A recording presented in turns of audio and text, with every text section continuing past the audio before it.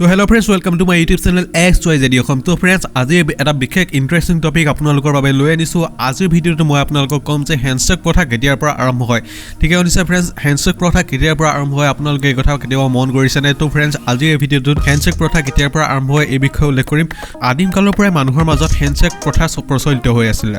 মানুহে ইজনে সিজনক হাতেৰে স্পৰ্শ কৰাৰ ফলত মানুহৰ মাজত প্ৰেম, শান্তি আৰু বন্ধুত্বভাৱৰ সৃষ্টি হয়। হেণ্ডশ্বেকে ইজনে সিজনক অভিবাদন জনোৱাৰ বাদেও যিকোনো এটা প্ৰতিশ্ৰুতি বা অংগীকাৰৰ স্বীকাৰ কৰি লোৱাটো বুজায়। আজিকালি চৰকাৰী বা বেচৰকাৰী স্তৰত বিশেষকৈ একোটাহত বাণিজ্য সম্বন্ধীয় বা আন চুক্তি আদিত 2 বা 3 পক্ষৰ মাজত চহী কৰাৰ পাছত কৰ্মমৰ্দন কৰা দেখা যায় বা হেণ্ডশ্বেক কৰা দেখা যায়। অসমীয়াত কৰমৰ্দন বুলি কোৱা হয়। পুৰণি ভগ্নাৱশেষ আদিত পোৱা তথ্যৰ পৰা গম পোৱা গৈছে যে হেণ্ডশ্বেক কৰি ইজনে সিজনক অভিবাদন সম্ভাষণ জনোৱা প্ৰথা খ্ৰীষ্টপূৰ্ব 2 শতাব্দী মানৰ পৰাই প্ৰচলিত হৈ আছে।